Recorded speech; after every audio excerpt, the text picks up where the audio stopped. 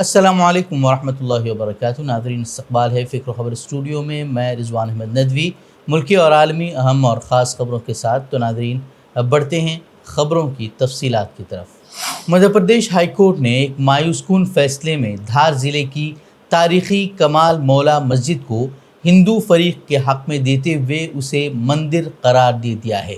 Justice وجے کمار شکلا اور justice Alok Awasthi کی bench نے مسلم فریق مولانا کمال الدین ویلفیئر سوسائٹی کے ناقابل تردید دلائل اور تاریخی شواہد کو مسترد کرتے ہوئے 2003 کا وہ سرکاری حکم نامہ بھی منسوخ کر دیا ہے جس کے تحت مسلمانوں کو وہاں جمعے کی نماز پڑھنے کی اجازت تھی. عدالت نے بابری مسجد فیصلے کی طرز پر مسلمانوں کو کسی دوسری جگہ زمین لینے کی تجویز دی جسے مسلم فریق نے مسترد کیا ہے اور سپریم کورٹ جانے کا اعلان کیا ہے. مسلم فریق نے عدالت میں 1305 عیسوی کے خلجی دور کے ریکارڈ اور 1935 کے دھار ریاست کا گزٹ نوٹیفیکیشن پیش کیا تھا جس میں اس عمارت کو مسجد تسلیم کیا گیا تھا اور جہاں 400 سال سے نماز ہو رہی ہے. اسد الدین اویسی نے فیصلے پر سخت تنقید کی اور امید ظاہر کی ہے کہ سپریم کورٹ سے مسلمانوں کو انصاف ملے گا.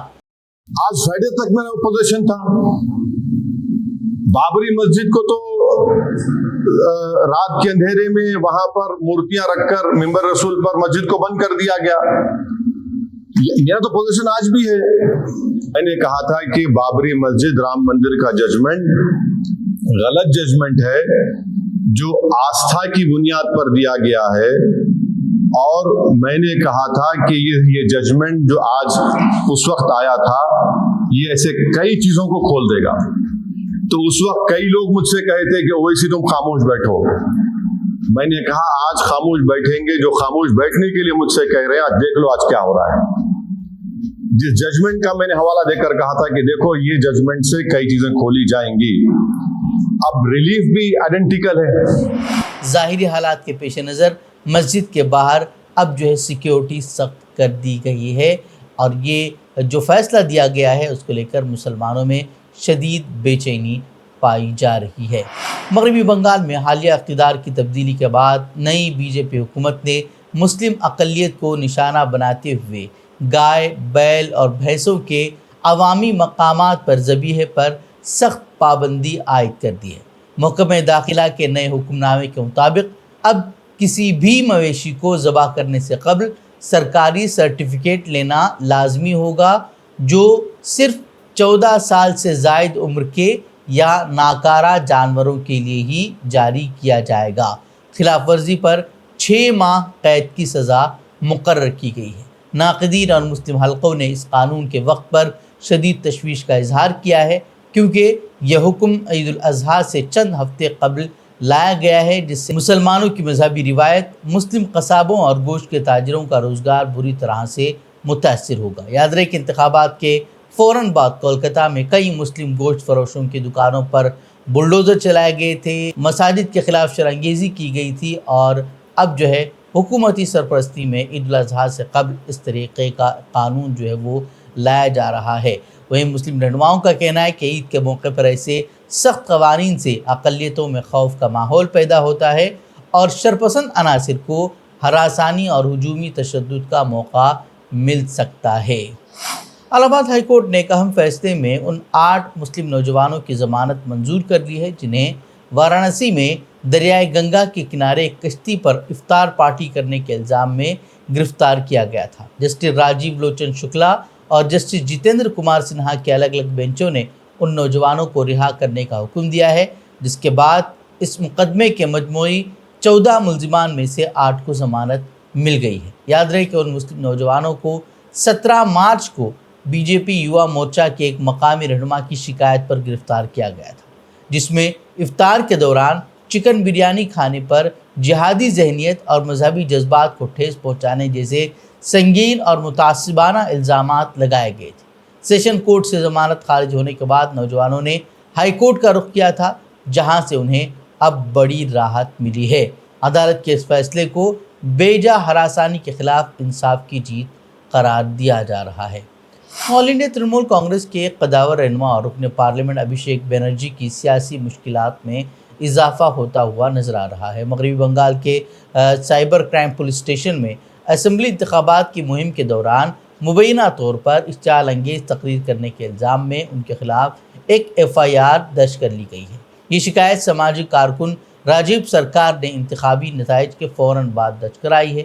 शिकायत में इल्ज़ाम लगाया गया है कि अभिषेक बनर्जी ने अवामी जलसों में न सिर्फ इश्तियाल अंगेज बयानात दिए बल्कि मरकज़ी वज़ीर दाखिला अमित शाह को बराह रास्त धमकी भी दी। सबूत के तौर पर मुतनाज़ा तकरीरों के वीडियो लिंक्स भी पुलिस के हवाले किए गए हैं। मीडिया रिपोर्ट के मुताबिक पुलिस ने इस मामले को संजीदगी से लेते हुए अभिषेक बनर्जी के खिलाफ भारतीय न्याय संहिता और अवामी नुमाइंदगी एक्ट के तहत 5 संगीन दफ़ात भी शामिल किए हैं। फिलहाल cyber crime police video footage की तहकीकात कर रही है, जिसके बाद रियासत में सियासी हलचल मज़ीद तेज़ होने का इम्कान है। महाराष्ट्र के पुणे में वाक़ उषाकरण अस्पताल में बम की झूठी अफवाह फैलाकर सनसनी पैदा करने वाले मुलजिम शिवाजी राठौड़ को एंटी टेररिज्म स्क्वाड ने नागपुर रेलवे स्टेशन से गिरफ्तार कर लिया है। मुलजिम ने अस्पताल में एक फर्जी बम रखा था जिस पर डिजिटल टाइमर चल रहा था, जिसकी वजह से मरीजों और आमले में खौफ व हरास फैल गया। बम डिस्पोजल स्क्वाड ने आले को नाकारा बनाकर वाज़ह किया कि इसमें कोई धमाका खेज मवाद नहीं था। पुलिस तहकीकात के मुताबिक ये मामला दहशतगर्दी का नहीं बल्कि भारी रकम की वसूली यानी कि एक्सटॉर्शन का है। मुलजिम शदीद माली तंगी और बीमारी का शिकार था और उसी अस्पताल ने उसके इलाज का खर्चा 7 लाख रुपए बताया था।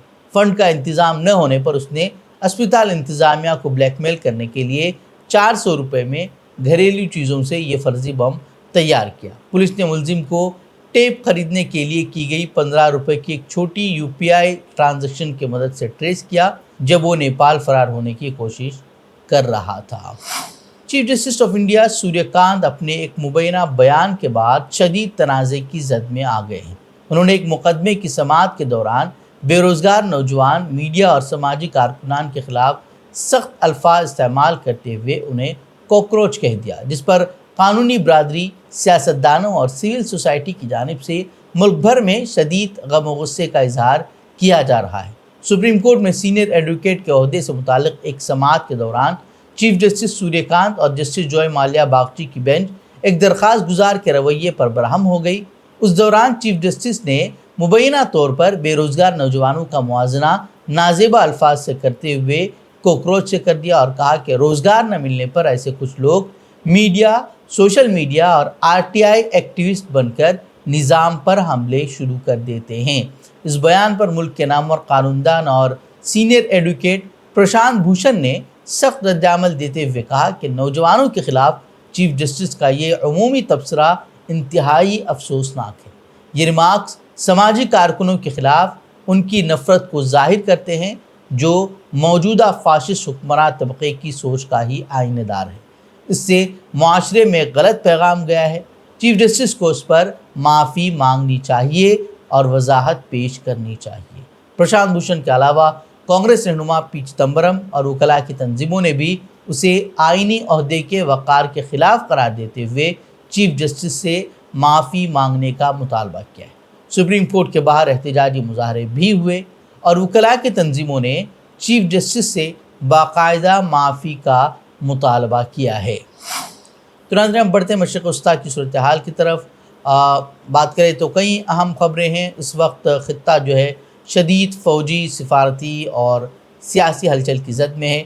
एक तरफ जहां गज़ा और लिबनान में सीज़फायर की खिलाफ वर्जियाँ और फ़ज़ाई हमले जो है लगातार जारी हैं, तो दूसरी जानिब जो है ईरान और अमेरिका के दरमियान कशीदगी भी जो है वो बढ़ती हुई नज़र आ रही है। लंदन समेत दुनिया भर में फ़लस्तीनियों के नकबा की याद में एहतजाजी मुजाहरे भी हो रहे हैं।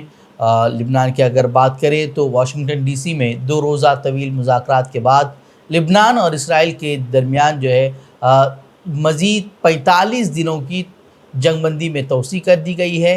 ये मौजूदा सीज़फायर जो है इतवार को ख़त्म होने वाला था और अब मई और जून के अवाइल में मज़ीद अमरीकी सालिसी में मुज़ाकरात मुतवक्के हैं। ताहम ज़मीन पर सूरत हाल उस सीज़फायर की नफ़ी करती है। लगातार जो है इसराइली हमले हो रहे हैं।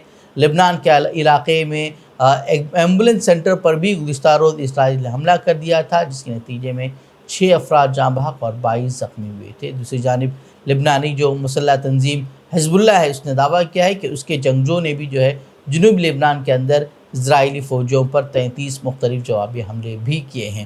وہیں غزہ کی پٹی سے ایک اور جو ہے بڑی خبر سامنے آئی ہے۔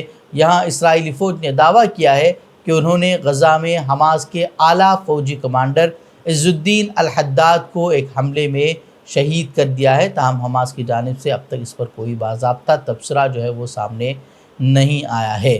اسی دوران غزہ سٹی کے گجان آباد مغربی علاقے رمال میں ایک رہائشی عمارت اور سویلین گاڑی پر اسرائیلی فضائی حملے میں خواتین اور بچوں سمیت کم از کم 7 فلسطینی جاں بحق ہو گئے ہیں، جبکہ درجنوں زخمی ہیں۔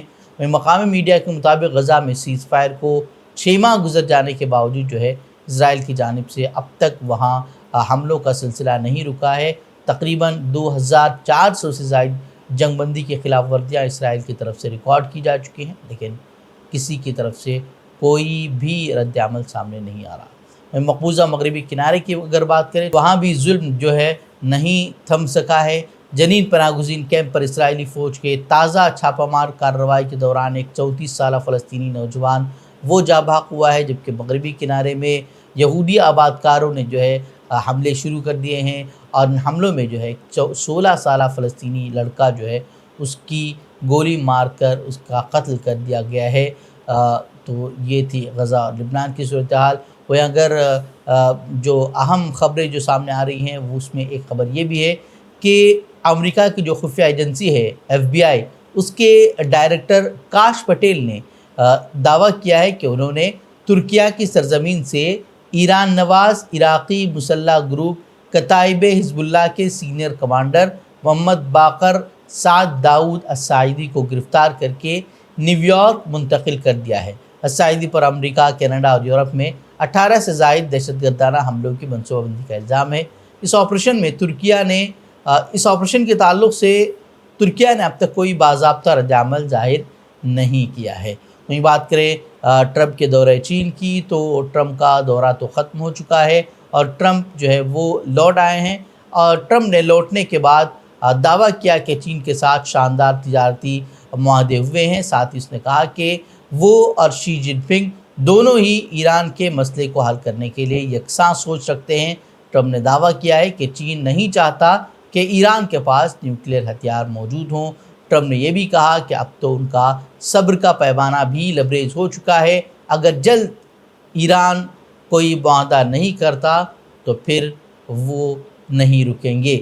دوسری جانب چینی وزارت خارجہ نے ایران کے معاملے پر گہری تشویش کا اظہار کرتے ہوئے خطے میں فوری اور مستقل جنگ بندی کا مطالبہ کیا ہے۔ چین کا کہنا ہے کہ اس دیرینہ مسئلے کا پرامن حل امریکہ، ایران اور پورے خطے کے مفاد میں ہوگا۔ دوسری جانب ایران بھی اپنا سخت موقف اس کا قائم ہے۔ اس نے صاف کر دیا ہے کہ افزودہ یورینیم ملک کے باہر نہیں جائے گا اور ایران کا کنٹرول ابنائے ہرمز پر رہے گا۔ انہوں نے واضح کر دیا ہے کہ ابنائے ہرمز تمام معمول کے تجارتی جہازوں کے لیے کھلا رہے گا، تاہم انہوں نے انتباہ دیا ہے کہ ایران کے خلاف جنگ یا تنازع میں شامل ممالک کے جہازوں کو وہاں سے گزرنے کی اجازت نہیں دی جائے گی۔ ایرانی وزیر خارجہ نے امریکہ پر مغربی ایشیا میں کشیدگی بڑھانے اور ایران کی ناکہ بندی کرنے کا بھی الزام عائد کیا ہے۔ بھٹکل کی ممتاز سماجی و ملی شخصیت، جامعہ اسلامیہ بھٹکل کے نائب صدر دوم اور مولانا ابوالحسن علی حسنی ندوی اکیڈمی کے ٹرسٹی جناب دامودی عبدالحمید صاحب 95 سال کی عمر میں انتقال کر گئے ہیں۔ ان کے سانحہ ارتحال کی خبر عام ہوتے ہی پورے علاقے میں غم کی لہر دوڑ گئی ہے۔ جناب دامودی عبدالحمید صاحب کا شمار قوم و ملت کے ان مخلص ترین خادموں میں ہوتا تھا جنہوں نے اپنی طویل زندگی کا ایک بڑا حصہ دینی اور تعلیمی اداروں کے لیے وقف کر رکھا تھا۔ وہ ضعیف عمری میں بھی صوم و صلاح کے سخت پابند اور ذکر و اذکار میں مشغول رہتے تھے۔ مرحوم کی میت بندر روڈ واقع ان کی رہائش گاہ نور محل میں رکھی گئی ہے، جہاں تعزیت کے لیے لوگوں کا تانتا بندھا ہوا ہے۔ علماء اکرام اور دانشوروں نے ان کی وفات کو ملت کے لیے بڑا خسارہ قرار دیتے ہوئے مغفرت اور پسماندگان کے لیے صبر جمیل کی دعا کی ہے۔ تو ناظرین، خبریں مزید خبروں کے لیے آپ ہمارے ویب سائٹ www.fikrokhabar.com پر ضرور کر سکتے ہیں۔ ویڈیوز کے لیے ہمارے یوٹیوب چینل کو سبسکرائب کریں. تو ناظرین اجازت دیں. السلام علیکم و رحمۃ اللہ وبرکاتہ.